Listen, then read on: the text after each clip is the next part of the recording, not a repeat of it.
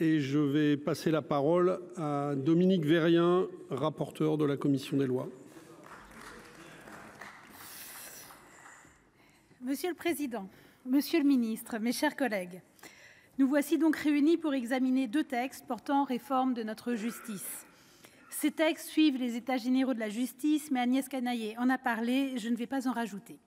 Je vais plutôt me concentrer sur les articles sur lesquels j'aurai à vous répondre au nom de la Commission. Sur le projet de loi organique tout d'abord.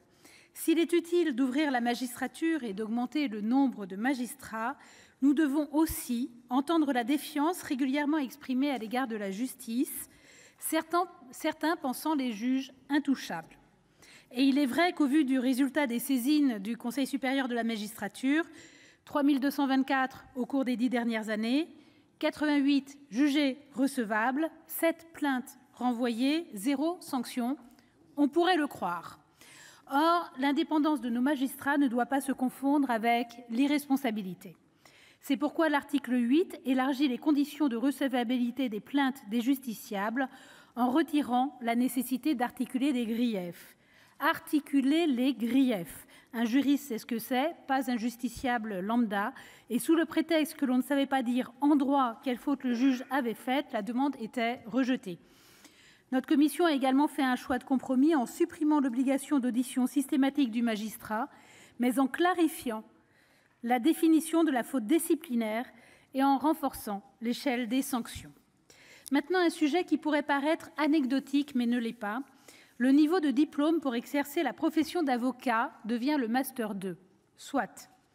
Mais le décret actuel qui définit les niveaux d'études requis ne distingue pas le niveau pour exercer le métier du niveau pour intégrer le centre de formation. Or, 8% des élèves avocats n'ont qu'un M1 et passent leur M2 en cours de formation. Pourquoi se priver de ces élèves ? Il n'y a qu'un décret à changer pour distinguer les deux niveaux, Monsieur le Ministre. Sur le projet de loi maintenant, je tiens à saluer personnellement l'inscription des pôles violences intrafamiliales dans le rapport annexé. Un premier pas vers une réponse globale suggérée par le plan Rouge Vif qu'Émilie Chandler et moi-même vous avons remis le 22 mai dernier. Sur ce sujet, nous avons fait le choix, avec ma collègue co-rapporteure, de ne pas déposer d'autres amendements, en particulier par le biais du rapport annexé.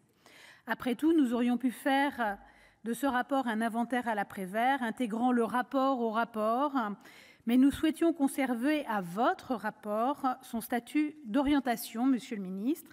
C'est pourquoi, contre toute attente, mes chers collègues, vous me verrez repousser certains amendements pourtant issus du plan Rouge Vif, soit parce qu'il s'agit d'éléments réglementaires dont le ministère est en train de rédiger les décrets, comme vous l'avez annoncé, soit parce que c'est du financier et que cela doit être débattu en projet de loi de finances, soit bien sûr sur le reste du texte à cause de l'article 45.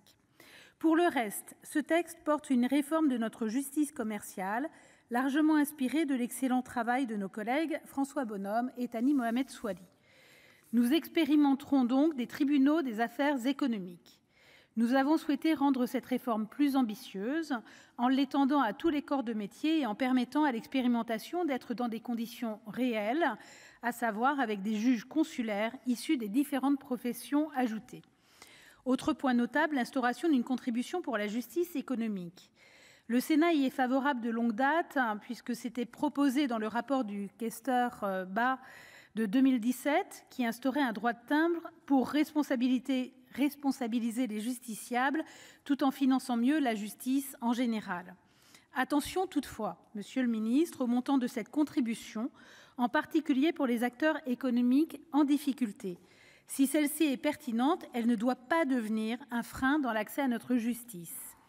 De plus, outre un barème affiné qui traduira votre engagement de ne pas toucher les petites entreprises, il apparaît particulièrement nécessaire d'engager une réforme de l'accès à l'aide juridictionnelle pour en étendre le bénéfice aux personnes morales.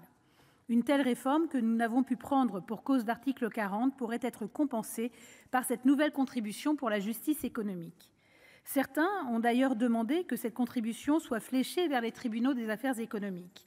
Cela n'est possible qu'en projet de loi de finances, mais il est certain que cela devrait servir à la justice, et particulièrement à la justice économique, dont les juges consulaires sont, au-delà du bénévolat, s'apparentant souvent à des mécènes.